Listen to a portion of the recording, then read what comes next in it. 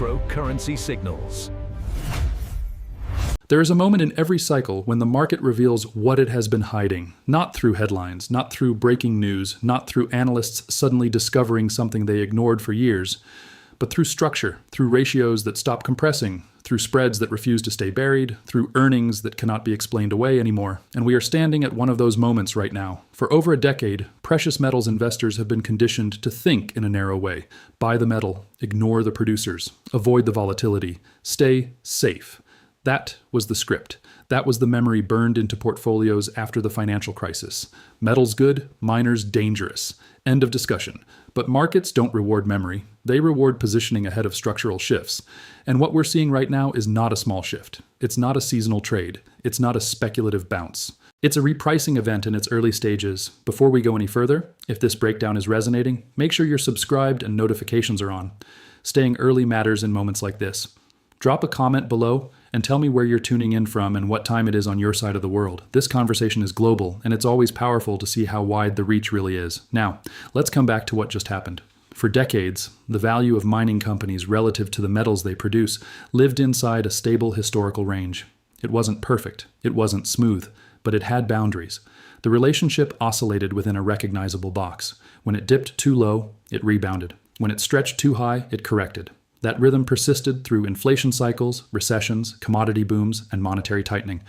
Then something broke. After the global financial crisis, that ratio didn't just decline, it collapsed. What had lived near long-term averages compressed to a fraction of its historical range. Investors didn't merely reduce exposure, they abandoned the sector. They treated producers as obsolete intermediaries in a world that only wanted direct metal exposure. That collapse created a distortion so extreme that it has taken more than a decade to normalize. But distortions don't disappear, they coil. Since the mid-2010s, that same relative valuation has been trapped in a tight compression band. A narrow, suffocating corridor. Every attempt to break higher has failed, not because fundamentals were weak, but because institutional memory was stronger than data. And now we are witnessing the third assault on that ceiling. Markets love symmetry. They love repetition. First attempt establishes resistance. Second attempt confirms it. Third attempt either rejects permanently or detonates it. If this ratio clears that ceiling decisively, the path upward isn't incremental. It's open air. There is no heavy technical resistance above it until levels that imply a doubling of mining equity value relative to the metals themselves. Not because of hype, not because of speculation, but because that's where history says equilibrium begins. Now layer something even more explosive on top of that. Earnings. For years, producers were forced to operate under suppressed metal price averages. Spikes meant nothing if they lasted weeks. What matters to margins is sustained quarterly average pricing. That's what converts into cash flow. That's what moves balance sheets. That's what forces portfolio managers to pay attention. And for the first time in decades, producers have experienced sustained high quarterly averages. Not brief spikes that vanished, but maintained pricing environments that fundamentally change profitability. Now imagine what happens when the next quarter's average price is dramatically higher than the previous one. Margins don't rise linearly in mining. They expand exponentially. Costs are relatively fixed in the short term. Infrastructure is already built. Extraction systems are already running. When the selling price doubles, you don't double expenses. You amplify free cash flow. That's when something subtle but powerful occurs inside institutions. Risk models update. Valuation multiples reprice. Dividend projections expand. Debt ratios shrink. And suddenly, the same sector that was labeled too volatile becomes undervalued growth with cash generation. That transition doesn't require retail enthusiasm, it requires spreadsheet recalibration, and spreadsheets are about to change. Now add macro pressure to the equation. Currencies around the world are eroding in purchasing power, not dramatically day to day, but persistently, quietly, structurally. The measuring stick itself is shrinking. When long-term currency momentum deteriorates, asset prices don't rise. They adjust to a weaker denominator. Precious metals are not exploding. They are recalibrating against fiat decay. And when that recalibration accelerates, equities tied directly to metal production move even faster, because they represent leverage, not speculative leverage through derivatives, operational leverage through margin expansion. This is the part most investors misunderstand. They see volatility and assume fragility. But volatility during early repricing phases is compression energy releasing. It's not instability, it's transition. Look at historical commodity breakouts. When long-term ranges that lasted decades finally broke, the move wasn't polite, it wasn't gradual, it was violent. Multiples changed in months, not years. Assets that were ignored suddenly became leadership sectors. Mining equities today resemble those early breakout structures: depressed multiples, compressed relative spreads, exploding margin potential, institutional under-ownership, negative sentiment residue from previous cycles. That combination does not produce stagnation, it produces rotation. And once rotation begins in a thinly capitalized sector, price discovery accelerates faster than most are prepared for. This is not about chasing a parabolic blow-off top, it's about recognizing a structural re-rating before it becomes obvious. Because once it becomes obvious, the repricing has already occurred. You won't be buying undervalued producers, you'll be buying momentum. There's another dynamic unfolding quietly beneath the surface. Global trade relationships are shifting, settlement systems are diversifying, reserve strategies are adjusting. Whether slowly or rapidly, confidence in a single dominant settlement currency is no longer absolute. And when monetary trust diffuses, tangible assets regain strategic relevance. That doesn't mean panic, it means diversification at sovereign levels. And sovereign allocation is measured in billions, not headlines. When nations rebalance reserves, they don't announce it with fireworks. They execute gradually until the cumulative effect shows up in price charts. And price charts right now are showing accumulation, not exhaustion. The mining sector is positioned directly in the path of that accumulation wave. But here's the psychological trap. Most investors are haunted by one specific memory: the collapse during the last financial crisis. They remember miners falling alongside equities. They remember liquidity evaporating. They remember fear, but they forget context. Back then, relative valuations were breaking down structurally. Today, they are compressed at the opposite extreme. Back then, leverage was toxic. Today, balance sheets are stronger. Back then, metals had not yet established a multi-year base above prior cycle highs. Today they have. History does not repeat mechanically. It rhymes structurally. And structurally, this is the inverse setup. Now imagine what happens when earnings reports begin to reflect sustained high pricing environments. When analysts who ignored the sector are forced to revise forward guidance upward. When dividend yields expand. When buybacks increase, when cash reserves accumulate. Portfolio managers do not ignore accelerating cash machines forever, especially when those machines are trading at valuation multiples associated with distress. That mismatch corrects, sometimes slowly, sometimes all at once. If the relative valuation breakout occurs simultaneously with earnings surprises, you have technical confirmation aligned with fundamental acceleration. That's when sectors don't grind upward. They reprice. And repricing phases compress years of returns into quarters. The final piece of the puzzle is psychology. Retail investors typically enter precious metals through the metal itself. It feels safer, it feels tangible, but once metals establish strength, attention naturally migrates toward leverage, toward opportunity, toward growth. That's when mining equities become the focus. It doesn't start with euphoria, it starts with curiosity, then allocation, then acceleration. We are at the curiosity phase. Spreads are tightening. Margins are expanding.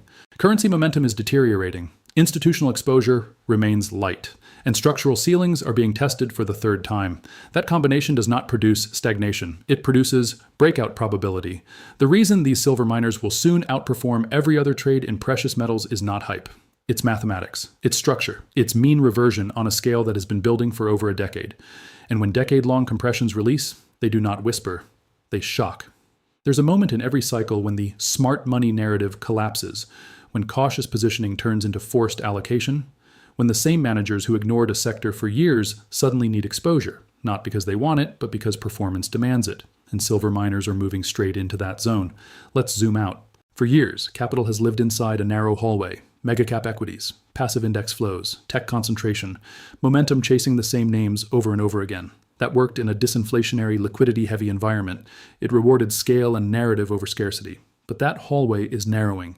Valuations at the top of the equity pyramid are stretched. Growth expectations are priced for perfection. Meanwhile, real assets have been sitting in the corner, underowned, underloved, and underpriced relative to cash flow potential. Capital rotates when asymmetry becomes obvious, and asymmetry in silver miners right now is not subtle.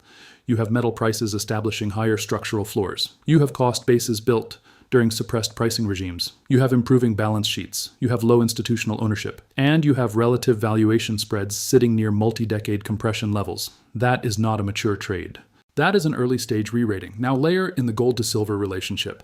For decades, the ratio between gold and silver has oscillated in broad historical bands. When stress enters the system, the ratio widens as investors initially flee toward gold's perceived safety. But once the monetary repricing matures, silver doesn't just catch up, it accelerates, it outperforms. Because silver is both monetary and industrial. It's smaller, it's thinner, it has less above-ground stock relative to demand. When capital moves into silver after gold establishes momentum, the move is not gradual. It is elastic snapback. We are already seeing the early stages of that compression. But here's what most people don't understand. Miners amplify that compression. If silver gains 30% in a quarter, a well-positioned producer doesn't gain 30%. It can gain 60%, 80%, 120% because margins expand faster than the metal price itself. This is operational leverage in action. Now imagine that dynamic during a gold to silver ratio compression phase. Gold rises steadily, silver accelerates faster. Mining equities tied to silver expand margins aggressively. Earnings revisions roll in. Analysts update models. Funds rebalance. And suddenly, what was a sleepy allocation becomes the highest performing segment in the entire precious metals complex. That's how leadership shifts. It never announces itself politely. It shows up in relative performance charts first. 1 week miners outperform metal by a few percent, then another, then another. Then quarterly returns start separating meaningfully. Then headlines start appearing. Mining stocks surge. Then retail notices. By the time retail notices, the early multiple expansion has already occurred. Let's talk about something even bigger. Monetary fracture. Global trade flows are shifting slowly but unmistakably. Settlement systems are diversifying. Bilateral agreements are expanding outside traditional frameworks. Central banks are accumulating hard assets at a pace that hasn't been seen in decades. That's not noise, that's strategic repositioning. When monetary trust fragments even slightly, demand for tangible stores of value rises structurally, not cyclically. And here's the key. Central banks buy metal, not mining equities. But when central bank demand tightens physical supply, the metal price rises. And when the metal price rises sustainably, mining equities become the profit engine of that movement. Physical demand squeezes supply, price rises, equity margins expand, capital chases performance. It's a chain reaction. Now combine that with currency softness.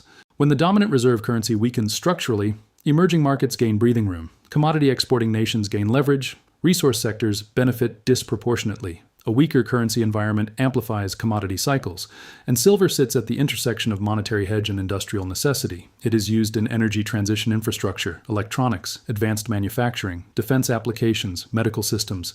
Demand is not theoretical, it's embedded. When you combine embedded industrial demand with monetary reallocation pressure, supply constraints become magnified, and miners become strategic assets, not just speculative vehicles. Here's another overlooked factor. For years, capital expenditure in mining has been restrained. Exploration budgets were cut, development pipelines slowed, new supply has not expanded aggressively. That means when demand spikes, supply cannot instantly respond. You cannot create a new mine in 6 months. You cannot flip a switch and double output overnight. So when pricing environments improve, existing producers benefit disproportionately compared to hypothetical future supply. That's where we are. Existing silver miners are sitting on infrastructure built during pessimism, now operating inside an improving pricing regime with limited competition ramping up immediately. That is textbook operating leverage. Now think about behavioral finance. For over a decade, silver miners were a source of frustration, volatile, underperforming, forgotten. That creates psychological scar tissue. Investors stop paying attention, but scar tissue also creates opportunity. Because when something that has disappointed for years suddenly starts outperforming consistently, it catches people off guard. First reaction, skepticism. Second reaction, curiosity. Third reaction, urgency. By the time urgency sets in, the relative breakout is obvious on every charting platform. The spread between miners and metal will not creep higher quietly forever. Once it clears long-term compression levels, algorithmic models will flag it. Momentum funds will detect it. Relative strength screens will light up, and capital will respond. That's the difference between owning something early and chasing it late. Now picture this scenario. Silver continues building a higher floor. Quarterly average prices remain elevated. Earnings reports begin surprising to the upside. Dividends are reinstated or expanded. Share buybacks increase. Debt is reduced aggressively. Then the gold to silver ratio compresses further. Then institutional research desks issue upgraded sector outlooks. Then generalist funds begin rotating a small percentage allocation. In a thin sector, small percentage reallocations create outsized price movement. That's when outperformance becomes undeniable. Not just relative to gold, not just relative to silver, but relative to broad equity indices. And when that happens, performance-chasing capital does what it always does. It piles in. Here's the uncomfortable truth for most investors. They are conditioned to buy safety after it feels safe. But silver miners will not feel safe when they begin their outperformance phase.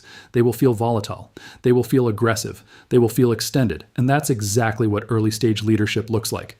The reason these silver miners will soon outperform every other trade in precious metals isn't because silver will merely rise. It's because multiple forces are converging simultaneously. Structural relative undervaluation, earnings expansion, currency weakness, gold to silver compression, industrial demand growth, constrained supply, institutional underownership. That is not one catalyst, that is alignment. And alignment in markets is rare. When alignment appears, cycles accelerate. The repricing window is open right now. Not forever, not indefinitely. Windows close once valuation resets. The investors who understand this phase recognize that we are not at the top of a euphoric spike. We are in the early innings of a re-rating that has been building pressure for over a decade. When that pressure releases fully, silver miners will not just participate in the precious metals rally, they will lead it.